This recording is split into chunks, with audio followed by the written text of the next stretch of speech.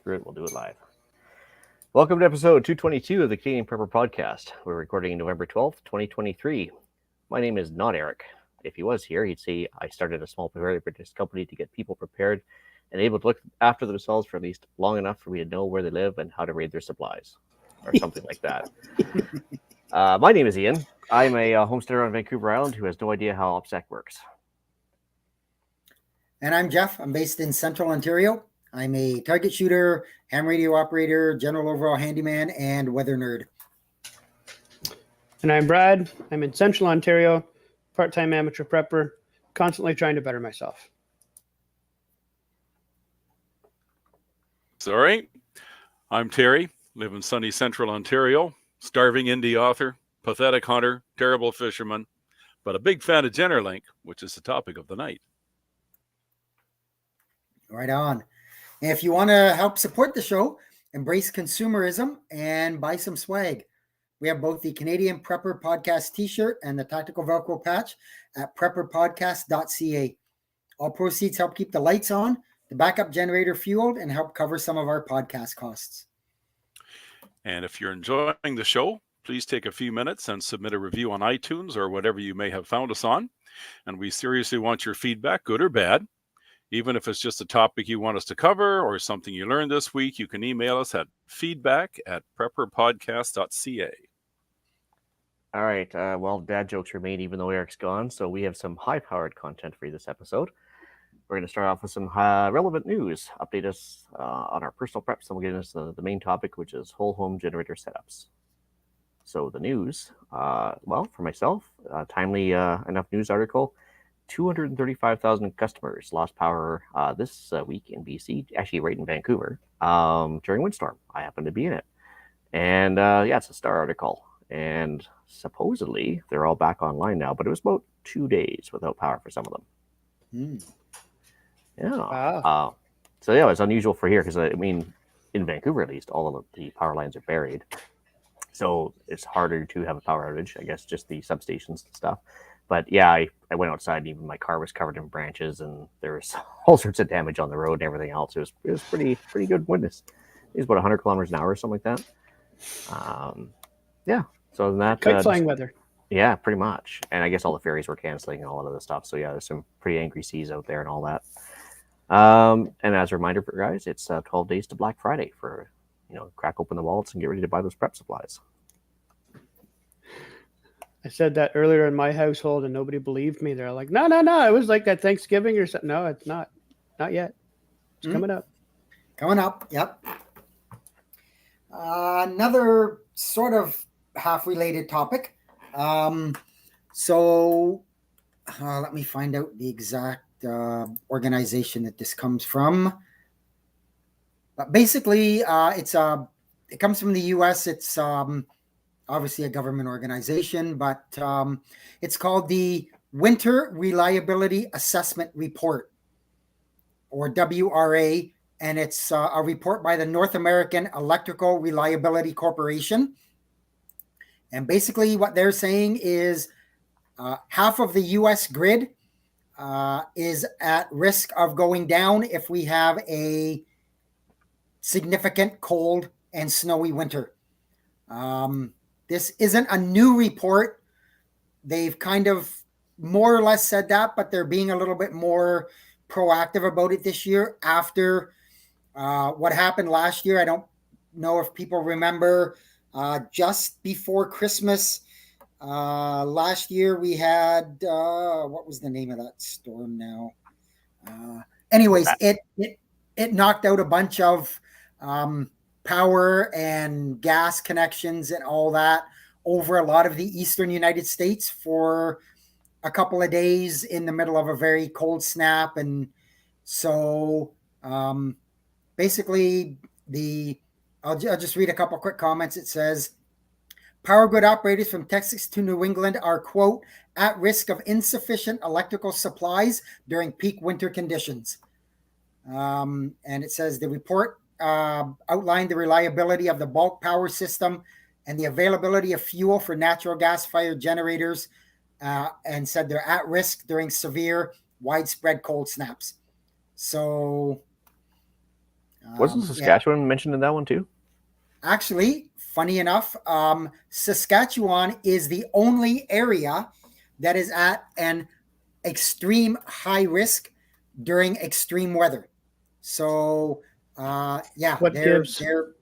everybody else is elevated, and Saskatchewan only is at a high risk. So, It's a good thing it never gets cold there. yeah, no kidding.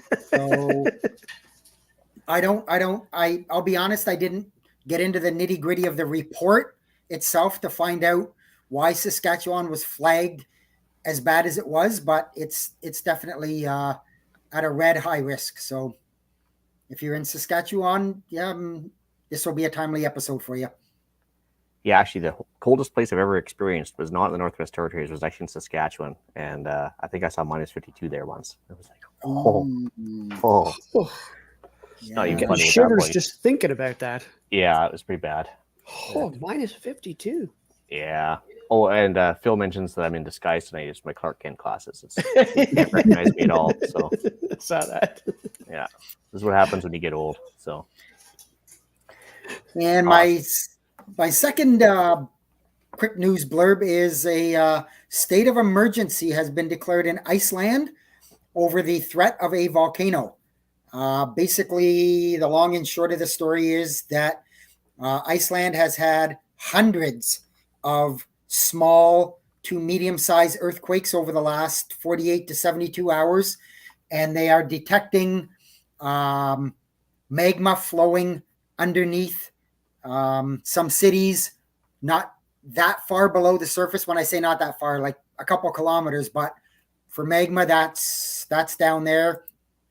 So they are they are of the opinion that a volcanic eruption is imminent, and it's going to happen. And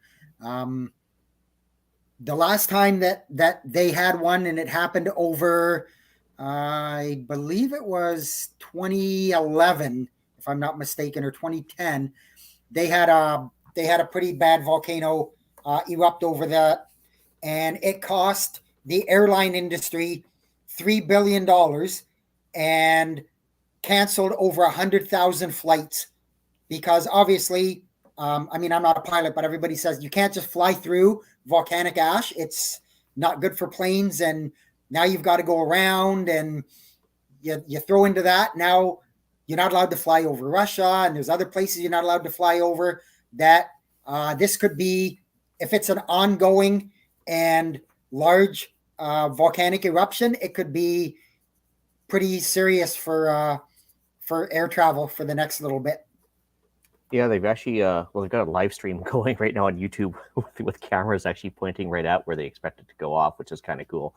You know, modern day YouTubes, I guess. But yeah, it's up to 1 kilometer from the surface now. It's getting closer, and so it's actually with fairly good reliability. They figure it's within a few hours now, and yeah, so they're getting better. And yeah, God, I'm gonna pronounce this badly, but it's the Eyjafjallajökull or whatever, that one that went off in 2011. Yeah, that was big. And yeah, volcanic ash isn't ash; it's actually glass. So when it gets ingested by engines of any type, especially like ones that get super hot, like airplane turbines, they melt, and then behind where it cools off a bit, it turns into solid glass. And so basically, within a few minutes, your engines are filled with solid glass, and that's the end of them. And they don't run. And then you're a lawn dart. So, yeah. And so you sure hope it glides along the way. Yeah, so it's bad news all around. So yeah, between the Russian airspace closures and Iranian airspace closures and North Atlantic if it closes and so on and so on, yeah, we're running out of places to go. So and Israel airspace closures right now. So yeah, it's kind of funny. Anyway, but yeah, the problem says, don't you find it interesting that we're warned about cold, heat, volcano, tornado, anything to keep the people scared and under control?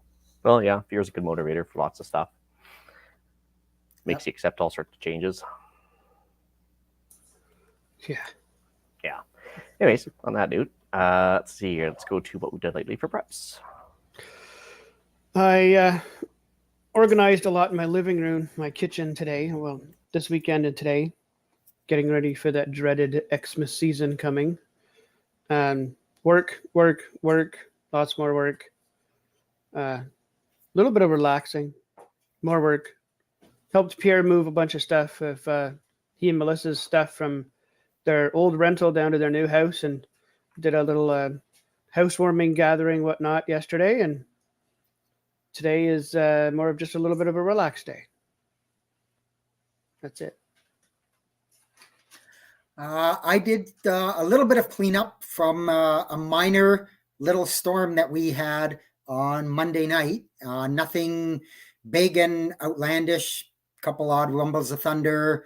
However, it caused a tree to come down on my residence.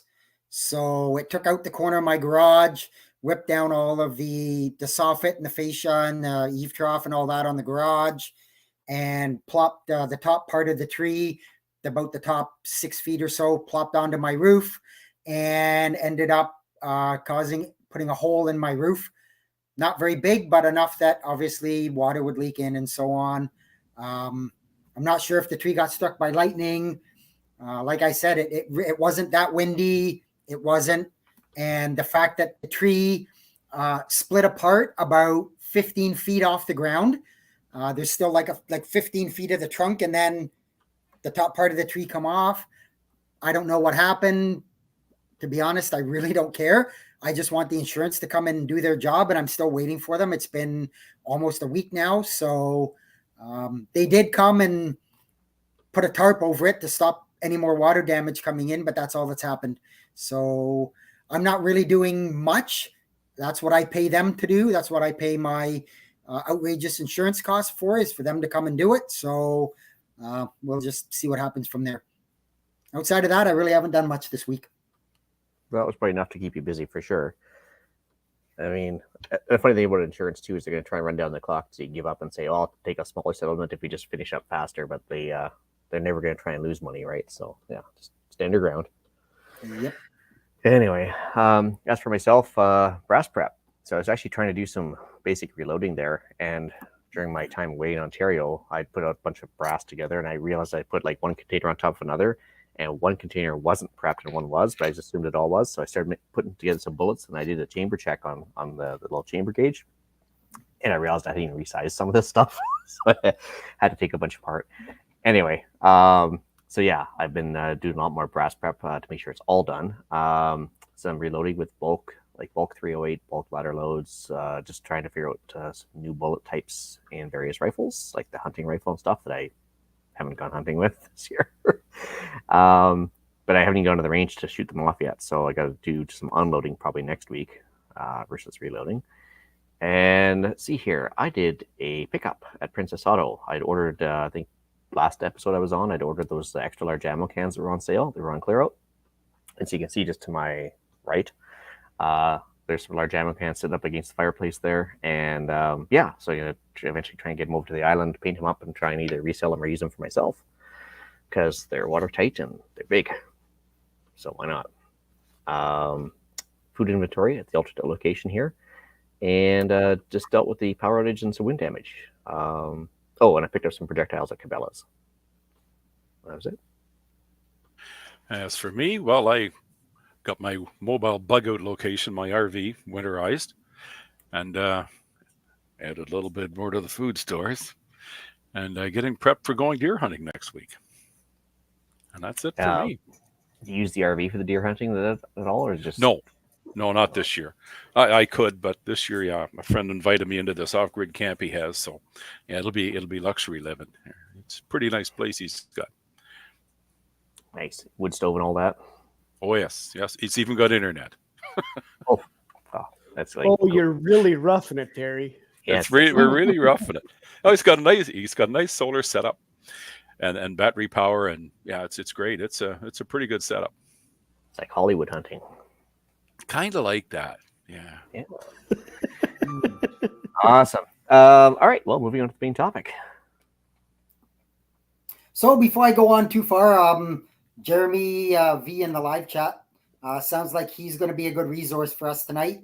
Says he's probably handed the unit to Hydro One, 15 Generalinks in the trailer park around the corner, and about 200 Generacs in the last decade or so. So, yeah. More help us out. Yeah, help us out, Jeremy. If we give bad advice or say something that isn't accurate, by all means, jump in and let us know what we're doing right or wrong. Or so.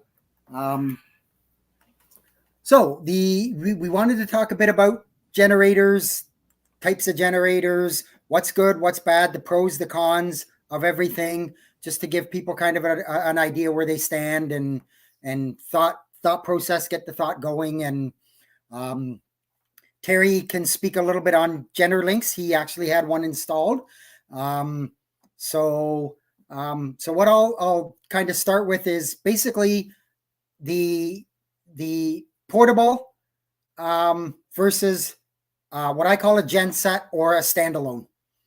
The number one big issue is the cost.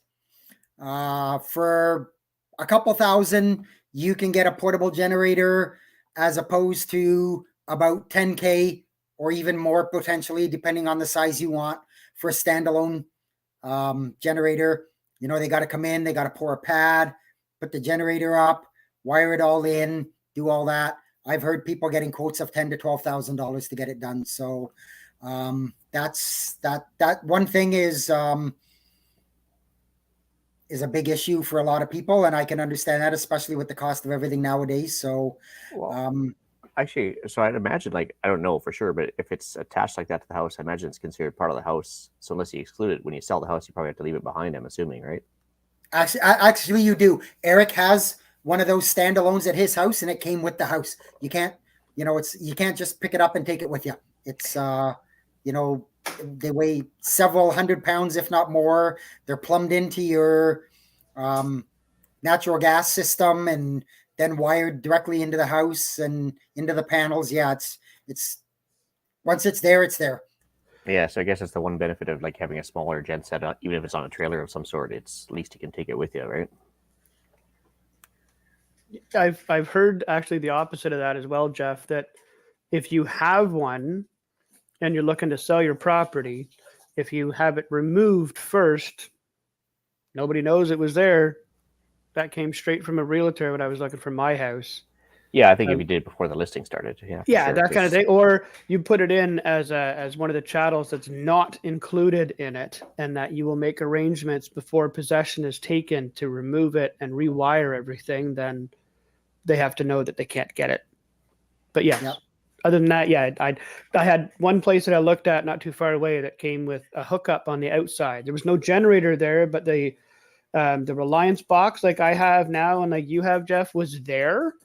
And they had it wired in, and I asked, does it include the generator as well? And the realtor had no idea what I was talking about to go with it. So I asked her, okay, well, where's all the other information you're not showing me here on your listing? And there was nothing listed on it. So I knew, okay, I'd have to bring my own generator, but at least it was there. And that was a selling point to me. Yep. And Jeremy, again, brings up the good point, says they do raise the value of your house a fair bit if you want to sell it. And that's true. Absolutely. Yes. I'm not sure you'd get all of your money back, but you'd probably get a lot of it because for a lot of people, that's a big selling feature. The ability to have backup power. As Ian mentioned, though, the issue is portability or lack thereof. A portable generator is just that. If you need to leave, you need to go somewhere. Maybe you have power, but a friend, a relative, a family member, the next town over doesn't. Your generator's portable. Throw it in your vehicle, take it over there, and you're good to go. You can't do that, obviously, with a standalone. Long extension cord. Yep. One of the main things, though, is the portable generator does require you to be home or have somebody close to the house you trust to start and connect the generator, while a standalone does that automatically. It senses the power outage and will fire itself up and start and stop automatically. So that can be good or bad, depends on how you want to look at it. Well, I think for, like you said, for the selling feature aspect, I mean, a lot of people just want that fire and forget, so that if the power goes out, they don't have to sit there and go outside in the middle of a snowstorm and fire anything up. It just kind of comes on, or at least it's just a quick push button to turn it on. Versus portable genset setting up one of those through the wall setups and everything else. It's probably just convenience for a lot of people. Oh, absolutely. Yep. I mean, I have- they have a lot of good features. Unfortunately, portability is not one of them. But speaking on going down to more the portable generator, I'll talk is they're all air cooled. Your standalones, they're going to be water cooled, same as an engine in a car. Portable generators are air cooled. So think of your lawnmower. It's air cooled, kind of the same motor. They're not designed to run continuously for hours and hours and hours. So unless you're needing to power something that has to run 24/7, for me, anytime we've had a power outage and I've had to pull out the generator, I cycle it. I run it for an hour, turn it off for 4 hours. And that 4 hours, your fridge isn't going to, your food isn't going to spoil. Stuff's not going to come unfrozen in your freezer. All that stuff. So the only exception to that would be if you've got a sump pump. The 1 hour on, 4 hours off may not be acceptable, but in that case, I would advise you to have some sort of a battery backup that still operates and will run between the generator runs, aka a backup for the backup. So, and then when the generator's running, it will charge the battery and still run the backup. Well, if you need that immediate backup for when you're downloading your latest anime movie, you got to make sure you got that UPS on your computer and stuff, right? Something like that. Or the latest episode of Us. Okay, sure, yeah, do. I suppose for those weirdos. So Jeremy mentions if you desperately need immediate backup power in a circuit or two and can't afford a standby gen, buy a UPS. And of course, yeah, they get those at Costco or whatever. They're just basically a glorified battery with a charge controller on it and an instant cutoff, and you plug your computer through that, and it works great. Yep, absolutely. He does also mention most of the Generacs are air cooled, so if you're up to the 20,000 range for the generator with the liquid unit on it, which is that's a lot of money, and I didn't know that they were air cooled like that. Yeah, I could be wrong, but I'm pretty sure when I looked at Eric's, his was water cooled, but I may be wrong. Well, his probably is, but it's Eric. He's one of those fat cats. But his came with the house, didn't it? Yeah, it did. So. Yes, it did. Yep. So, so a couple things in the live chat there. For RIP says that he had a Generac installed last year, best 750 they spent. If you got it for $750, you did really, really, really well, because they are certainly not $750. I just actually found a guy that sells them. I'm probably going to purchase from him shortly. He does not install them, but he sells them, and I can get a 30 amp with a surge protector for $1,400. So I think that's a pretty good price, even if I have to pay somebody a couple of hundred. If I have somebody to pay a couple of $100 to install it, so be it. But yeah, he'll. That looks like the direction I'm going to go. So, but Terry, let's turn it over to you for a minute. Talk about your Generac and your experience getting it installed. And actually, here I just mentioned. Yep, that's me. It's just asking what about noise. He says my 3000 Honda is very quiet, and the 12,000 kilowatt Jenny is very noisy. Well, your 3,000 watt Honda is probably an inverter generator. Plus, it's made by Honda, so it's a quality product. Whereas the 12,000 watts probably a screaming demon, as my neighbor calls it, which runs at like 3,600 RPM versus a lot lower. I think the other ones, the inverters, run around 1,200, so they're going to be naturally noisier. Yeah. It depends on the load. They'll go anywhere from 1,300 up to about 2,200. Depends on the load. But you're right. If you have a 3,000 Honda, any inverter is very quiet, because you're only making 12 volt power. You're not having to run a generator that makes 120, and then the inverter itself converts it to the 110. So Yeah, they're incredibly quiet. I have one. It's not a Honda, but I have a 3000 inverter, and I can stand and talk right beside it, and you hardly hear it running. So Yeah, we actually use our the Honda for shearing day, so we can actually talk while we're running the generator out near when we're shearing the alpacas, and you can talk over it no problem, which is amazing when you think about it. and of course that all goes into, depending what the situation is. Do you want to be heard? Do you not want to be heard? You can run your inverter and it's very quiet, and your neighbors may not even know you have a generator going. You fire up that, as you say, the screaming demon. Everybody within 100 miles knows that you have a generator. So, I mean, yeah, but so I need the Screaming Demon for the 240 volt for under the water pump, like we were talking about, I think last session I was on. Because yeah, my jet pump for the well is 220, so yeah, we need that, and that's the only one that does that is the big yellow beast. So Yeah. Yep. Yeah. If you got your Generac for $750, that's a pretty good deal. Even Jeff's, that's a good deal. Like ours cost us $1,900 installed. That's what it costs, taxes included, but that's what it costs installed for a 30 watt system with no surge protection. So, but what we did with we got a big 8,500 watt generator, so it's the big V8 version. It's a big honker, but I put it in a deck box, big deck box, to help mitigate the noise problem, and I routed the exhaust in such a way that it helped keep it a little bit quieter as well. And I got to play around with it a bit because I'm going to try and insulate the box. And maybe that will help keep some of the noise down. But you still need it open for airflow to keep the beast cool.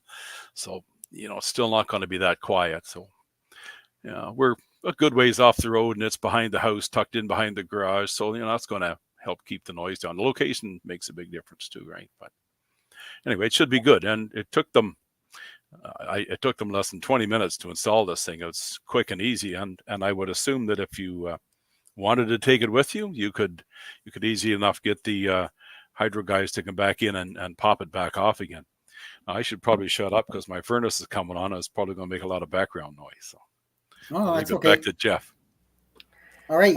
So I do have a question, because I'm obviously looking at getting the Generac. So for Jeremy to pipe up if he gets a sec, you said that you basically turn the thing over to Hydro One. Does Hydro One install them, or do I have to get a licensed electrician to come in and do it? I guess that would be something. I'm Hydro One as well, and RIP said he got to use it for the first time this past week. Hydro was out in his area, which is not that far from me. He's in Dufferin County.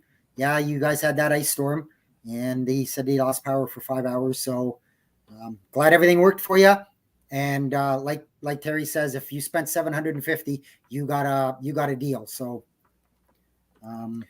just a quick thing from Dave Sherwood. He's saying, I'm hoping you'll address the pros and cons of solar generators and inverters.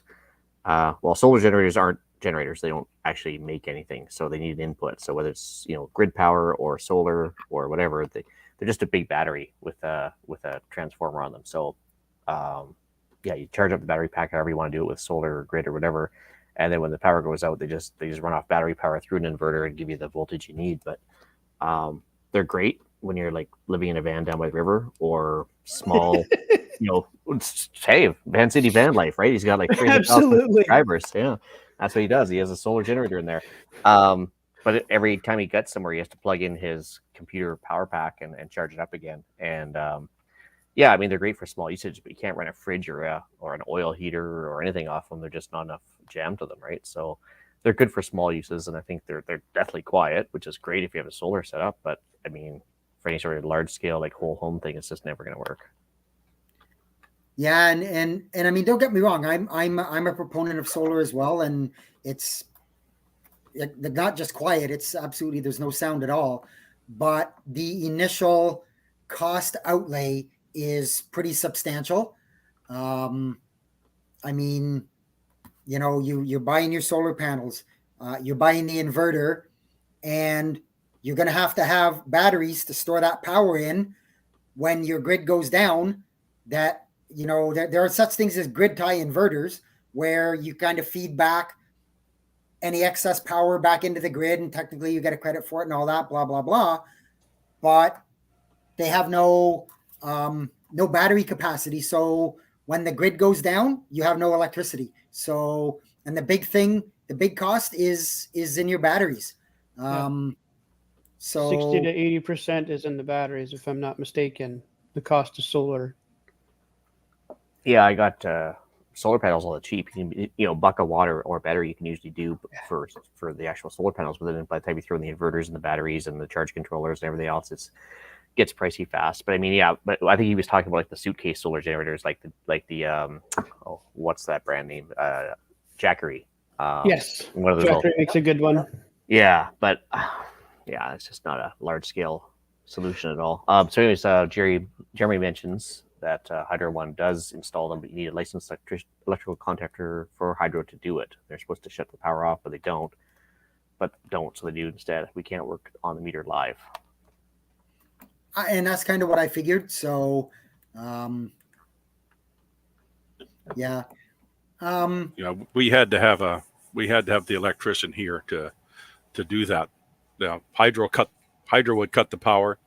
The electrician would install the Generac, and then Hydro would turn the power back on. And they coordinated all back to, nicely. So it was minutes just doing it. It didn't take long.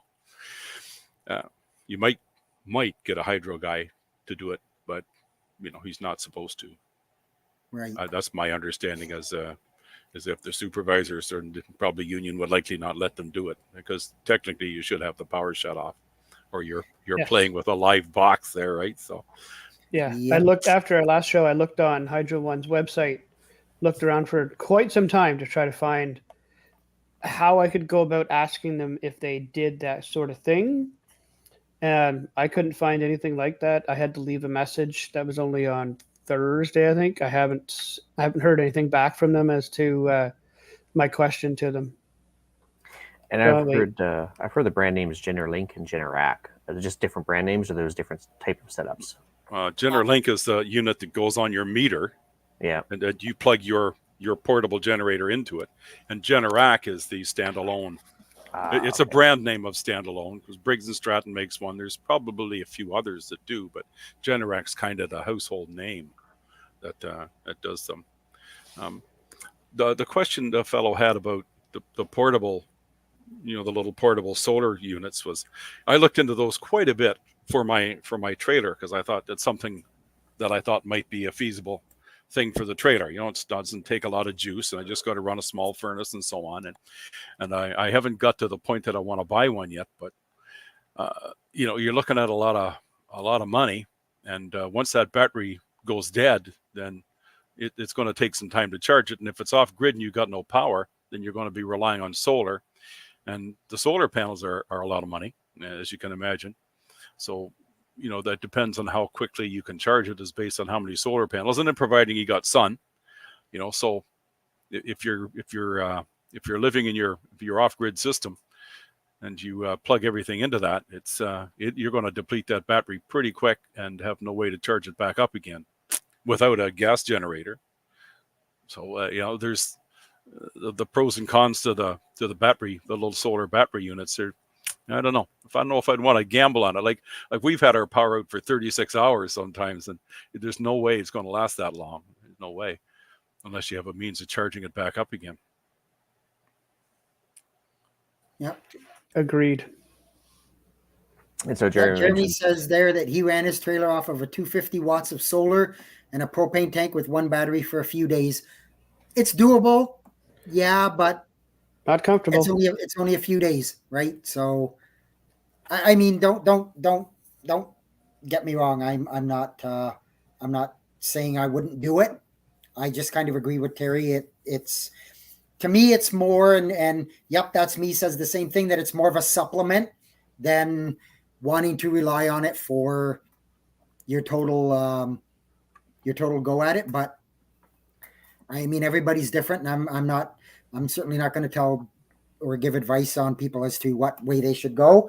We just give you ideas, and you take off and run with it. So, actually, anyways, once these Generacs get fired up during a power outage here, and assuming you're not on an independent like propane supply of your own, and you're hooked into the city natural gas grid, assuming you're in the city, I've heard anywhere, depends on who you talk to, anywhere from like 2 days to 2 weeks of natural gas supply based on what's in the accumulators, depending on neighborhood usage and stuff. Have you guys heard any like firmer numbers than that or anything else? Well, or? you are one paragraph ahead of me. I was just about to get onto that. So no, that's okay.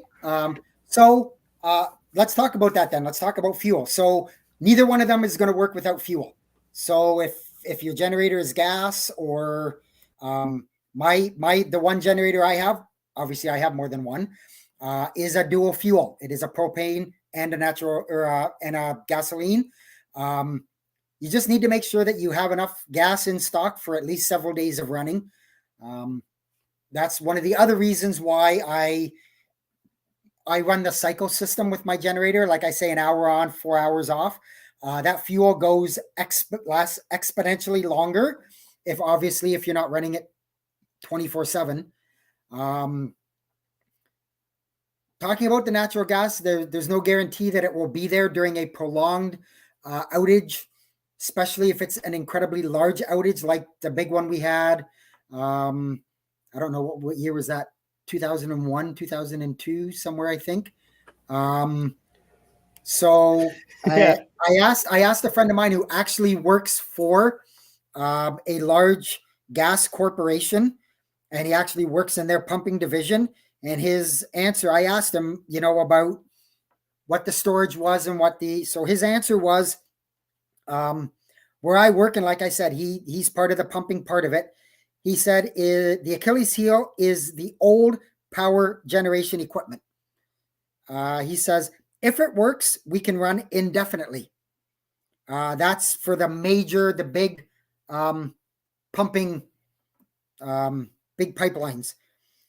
He says remote stations and gate stations, and then he puts in quotes, at each city rely on a UPS battery backup that gives them about 48 hours.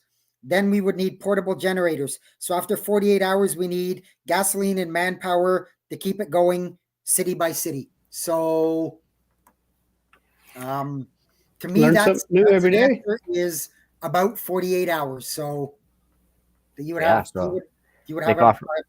a confirmed 48 hours. And after that, depending on the availability of how big the outage is, where it is, all of that. I'll talk about it a bit. No, actually, I mentioned it in my my news article there about the U.S. the power grid itself in a very cold winter and all of that. And part of the problem was that they were having issues with the natural gas and running out of natural gas, not having enough. So as the power went out, they lost generation because they lost natural gas. So that even took more stations offline. And it was just a humongous, big cascading effect that caused it. So there seems to be a lot of people out there who think, okay, I've got natural gas, it'll run forever. Don't bet on it. Like anything, I would say if, 2 days, 48 hours, if it's localized, they can probably bring in generators and run it indefinitely. But if it's a huge outage, I wouldn't be saying you'd get more than about 48 hours of natural gas. Well, it's interesting, yeah, because I was watching that. Not that this is the world's best, reference point, but I was watching that one episode of The Last of Us, that season 1 there, and it's referred to as the gay prepper episode. But anyway, but there's 5 minutes where Nick Offerman is starting from the beginning of the crisis to 10 years into it, and the first 5 minutes is prepper glory at its best, because he starts off with like trying to hide so he doesn't get abducted by the man. And then he goes off, and the first thing that happens is he's in Home Depot raiding for supplies, and the power goes out. And it's only like a day into the emergency. He's like, oh, that was faster than I thought it happened. It's just because immediately the power goes out. He has to go to the natural gas plant and manually turn some valves on to get the natural gas flowing to his particular neighborhood. And I was like, well, that's very interesting they touched on that. It was kind of timely. I just watched that last week.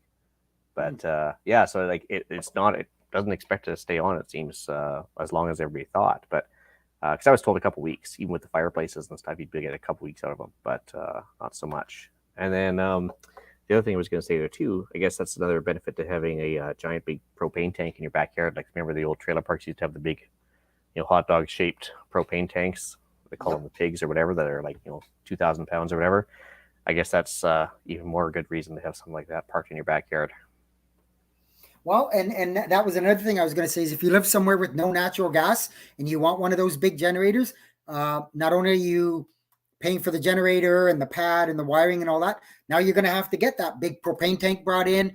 You're going to have to get it filled on a routine basis. I don't know how long that propane would last with one of those big generators. I would imagine it would last a while, but yeah, now you're into, having that propane tank, getting it plumbed into the generator, which is, it just, the cost just keeps going up. Again, I'm not saying to anybody that that's not a good thing to have. Would I love to have it? Absolutely. But I just can't justify it for the cost right now. So when I had my furnace put into this house last year, I asked and it's a propane furnace.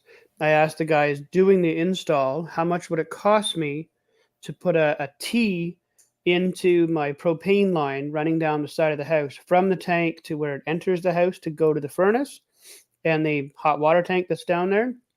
How much would it be to put a T in for a like the nipple, like a air compressor hoses, whatnot, to how you hook them up? The quick connect. Quick connect. That's what I was looking for.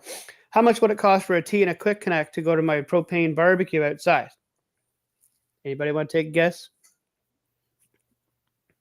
$450. Holy. Nah, I'll keep going to the exchange and use my little tanks. Thanks. Yep. Yeah. Yeah. So that's a lot of things to, to kind of think about. And like I said, I for my position, Terry's position as well, sounds like maybe Brad's interested, that the Generac thing sounds like it's going to be what I'm going to need up my alley. I do have also what I run with right now is a through the wall system Brad talked about. So you have a small box on the outside, you plug your cord into it goes through the wall, and on the inside of your wall you have 6 regular plug outlets. The only problem there is you're limited to 110, and you're still running extension cords to whatever it is that you want to power. If you've got something that is hardwired in, most water pumps are hardwired in. Most furnace fans are hardwired in. So you're not going to be able to just run an extension cord and plug into it and make it operate unless you convert it to a plug-in system. So that for me is one of the good bonuses of the Generac. Like I say, everything has its downfalls and its pros and cons. And but for me, what I'm looking to do that would fit my needs the most.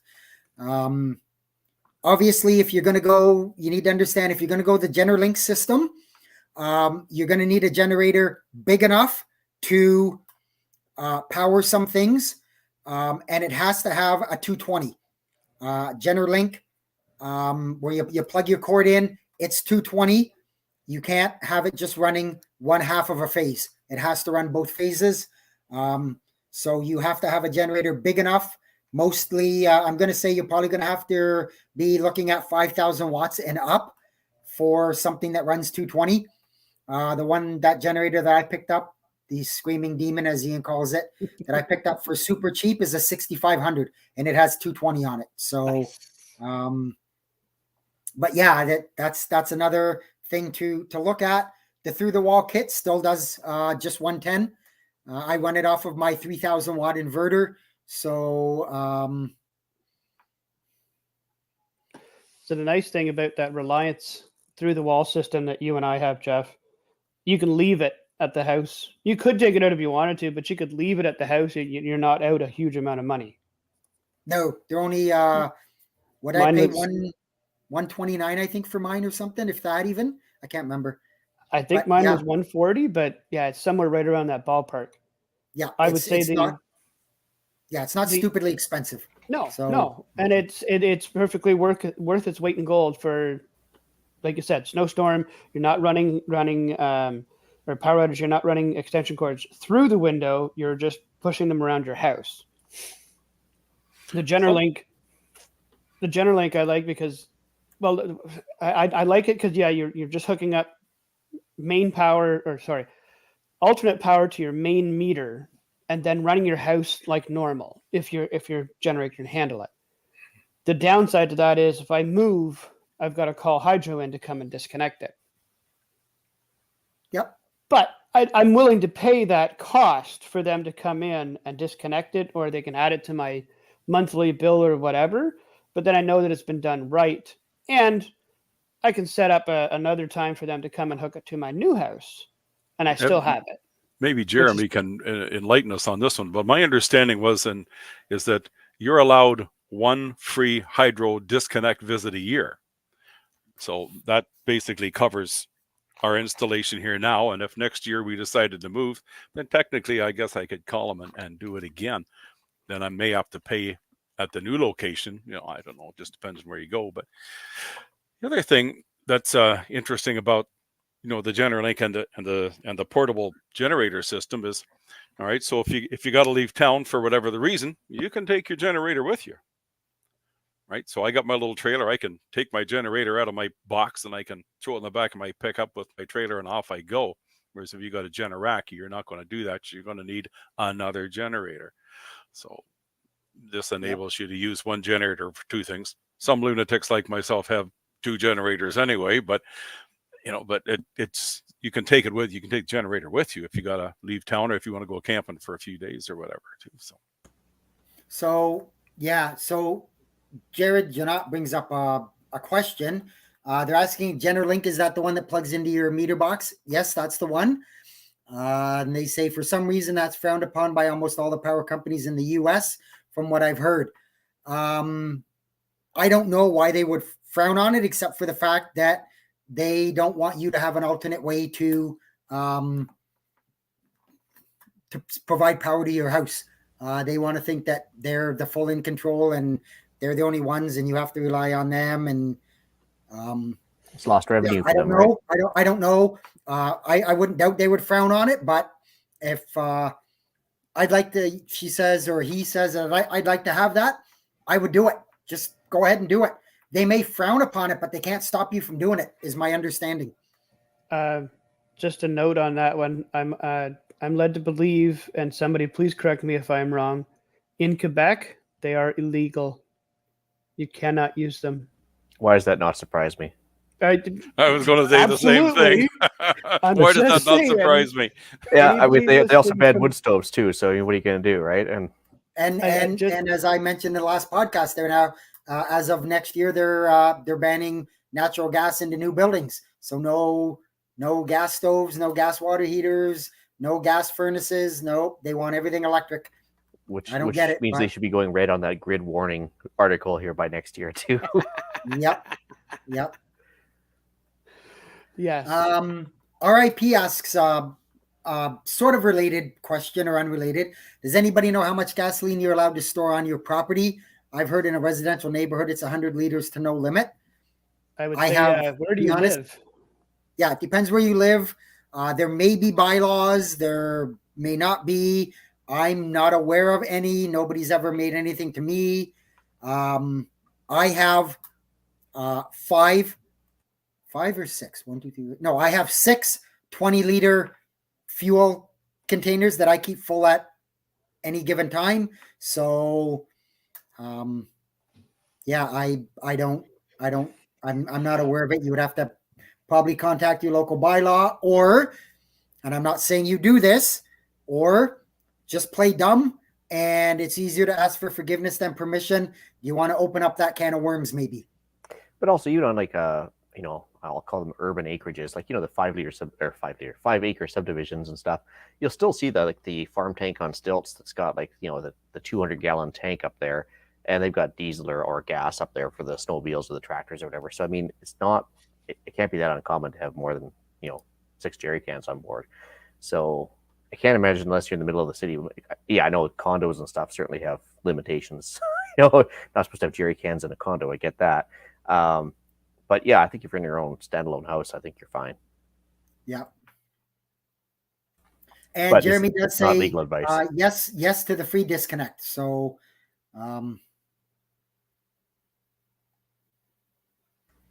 Yeah, I think Jeremy's on board too.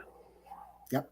So yeah, electric is easy to turn off and control the population. Well, I find it interesting how much they're pushing for everything to go electric, including heat pumps now as the latest green initiative by the current regime. And seeing as they can't even like power cars right now, I don't know how they're going to expect to heat every house with heat pumps as well. Yeah, but I took mine out 2 years ago.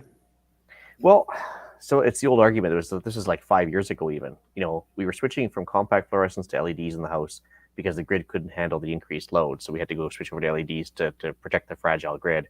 And now we're running a bunch of cars and heat pumps because the grid's perfectly cool, and they haven't done any changes. But they've added 500,000 people a year.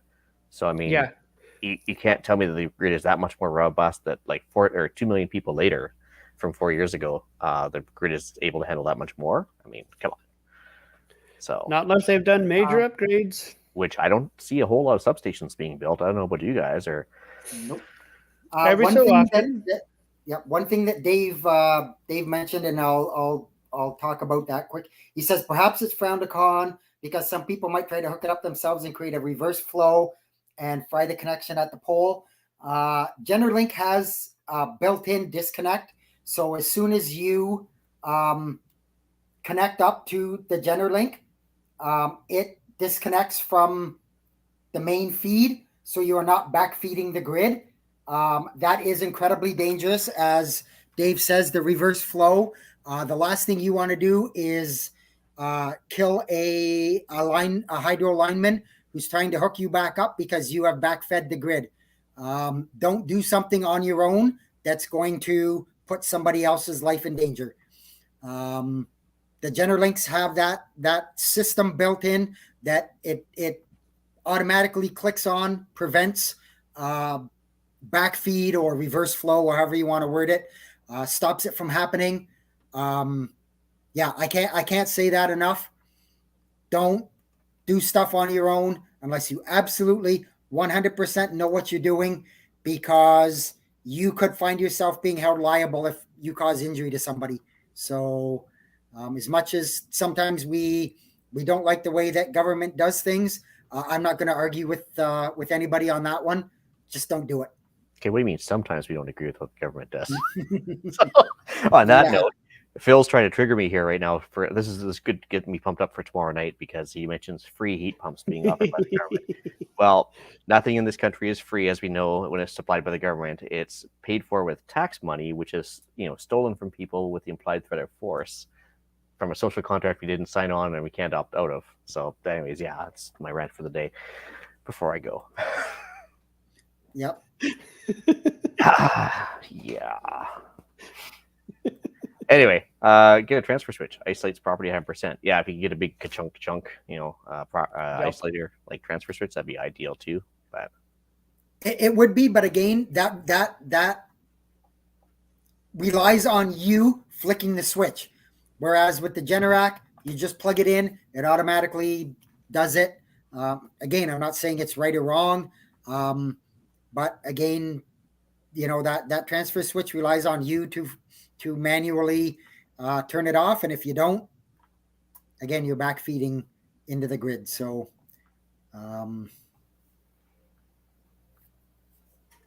awesome. Yeah. And now Ian's banned from YouTube. That train has sailed, my friend. Well, actually, I suppose I'm still good on YouTube for now, but yeah. So anybody else have any questions, comments, things I kind of maybe haven't covered, you want me to cover a little bit. You know, like anything, if you've got these kind of generators, you must do your proper maintenance. Make sure that you change the oils. If it's a gas generator, make sure that you've got decent fuel in it all the time. Don't leave fuel in it for 2 years and expect that when you need it and you pull it over that it's going to start, because it's not going to start. You know, these aren't things that are just set it and forget it kind of things. They still require maintenance. They still require you to do your proper work on them. So, you know, no matter which one you have, do your proper maintenance on them. Well, even the carburetor, I mean, if it gets gummed up or there's a diaphragm that gets hardened up from lack of fuel lubrication stuff, that's the end of your whole generator right then there, right? So yeah, like you said, proper maintenance is key. Yep. Stable link, like stabilizer, fuel stabilizer. Yeah. Even gas. Gas line antifreeze. Get yourself some. Put some in it if you know you're going to have a power outage. You never know how long it's going to take for the power to come back. Or like Jeff said, cycle your generator. Make sure it doesn't freeze up in the lines. Throw some in there. Cool. Is that it, guys, or should we move on? Or I think I've covered everything. If anybody else doesn't have any more questions, yeah, all right. Jeremy confirms premium gas, just because. But I heard that they're starting to put ethanol premium now too. So it'd be because ethanol sucks. Yes. Yeah, ethanol does suck. Anyways, podcast challenge. Before I bow out for the evening myself, free item to do for the podcast challenge. For the people that don't have generators, go around to your house and figure out how much you need in the way of wattage requirements for your generator system. Obviously, you're going to pay by the watt. The larger the generator, the more money it's going to cost. So if you go around and figure out how many LEDs or how many heaters you want to run, or blenders for your margaritas during the apocalypse or whatever, I mean, yeah, just figure out how many watts you're going to need. Even if it's a quick napkin math, at least I'll give you an idea of how much it's going to cost. It doesn't cost you anything to do right now, and maybe think about a way to reduce the wattage requirements during a power outage, like switching over to LED bulbs, or maybe get rid of that extra freezer or the extra bar fridge you got running or whatever. Even if it's just adding some insulation, so you have to run the heater less. I mean, just something you can do to reduce your power requirements during a down time anyway. So just a thought. Anyways, with that note, guys, I'm going to bow out, but Jeff, you can kick me off if you don't mind. And good evening. All right. You know what? Let me see if I can kick Ian out here. I think I can. There we go. I just wanted to add with what Ian mentioned. I bought off of Amazon for about $50 a little meter called a kilowatt, and you plug your plug into that and plug it into your outlet, and it'll tell you how much wattage your appliance is using, and you can leave it on over a 24-hour period and see how many watts it uses over a 24-hour period. I was going to hang it up here to show it, but I think I left it out in the garage, so I don't have it to show it. But it's just called Kilowatt, and there's probably several other brands out there, but I picked this on Amazon for about $50, if I remember correctly. Yep. I got one years and years ago, actually at a garage sale, and I picked it up. Same kind of looked at it, going, what the heck is this? Asked the guy what it's for, told me what it does. Sweet, I'll buy that. It was $25. There's been a bunch of things in different places that I've lived that I've used it for, and I think I know where it is here, and that's something I should be bringing out to have ready in case someone needs it, and to test my own stuff here as well. That's how much I'm actually using, because I'd love to get one of those Generacs and put it on. And I'd like to know how much the things I want to run are pulling, so I know, like you said before, how many switches I need to turn off to not run them in the house, and my generator will actually be able to push it. So it'll be something good to pull out, and they're worth it. Oh yeah. So with that, I'll move on to my quick weather blurb. Things have been fairly calm this last week, except for out on the West Coast, as Ian mentioned before. They experienced an atmospheric river. They got a bunch of heavy rain. There was some flooding places like Seattle and Portland and had some high winds. But having said that, there's no signs of any Atlantic or Pacific storms developing in the next week. The convective outlook, which basically tells you the potential for a storm.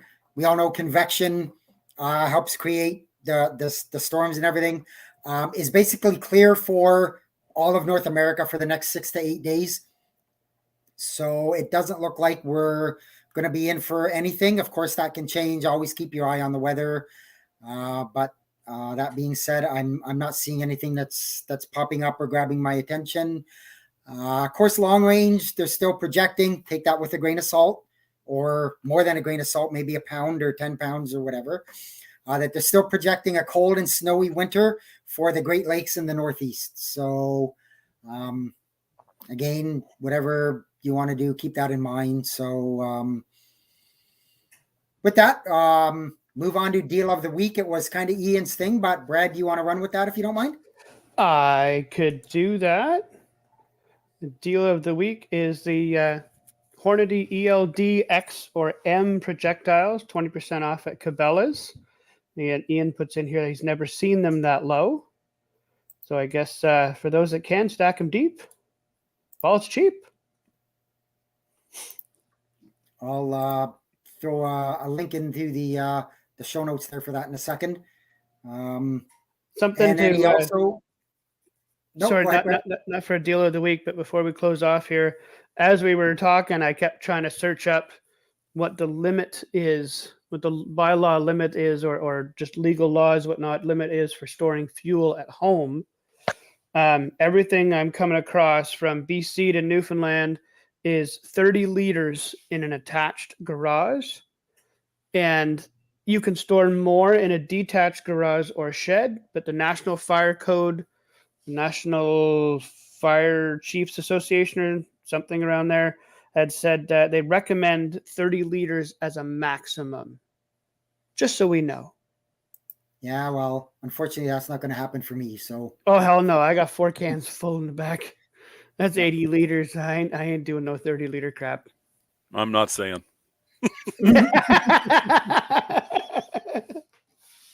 So, Jeff, Terry has more. Pardon? Terry has more. Oh, yeah. Obviously, without saying. No, I'm not saying. I got a little bit. So, anybody got any shout outs? I know Ian put one in here. Of course, he's gone. For Spencer at Advent Arms Corporation. He's a newly established gunsmith and custom firearms work. He's in Coombs, BC. Adventarms.ca, or his email is Spencer at Why am I having such a hard time with this one? I haven't even had anything to drink tonight. Adventarms.com. So if you want to, I'm not sure why his website is a CA and his email is a com, but I won't comment further on that. Just a quick email or iTunes review. We had an email from Paul. I don't think we can address it tonight. Eric is not here. He was looking for battery packs for Radio Shack VHF FM transceiver HXT 220, and he needs battery packs. I think we'll leave that one off until the next episode, or when Eric's back, he can potentially address that because I can't help him there. So with that, I'm going to bring episode 222 of the Canadian Prepper Podcast to an end. You can find the audio podcast on iTunes, Spotify, or of course your favorite podcast app. Please submit a review. It games the system or the algorithm, and it does help people find us. And we record these shows live on YouTube and Facebook if you have to. If you want an early peek at the show, please subscribe to the YouTube channel, Canadian Prepper Podcast. Click the notifications tab. Gives you an alert when we are going live. You can contact me at batbradcpp@gmail.com and on the Discord.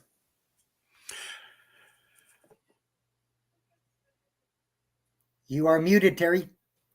I'm sorry. I did. I was unmuted at first. Okay, sorry. You can You can reach me on the Annual Preppers Meet Facebook page or at my email at terrylblackmore@hotmail.com.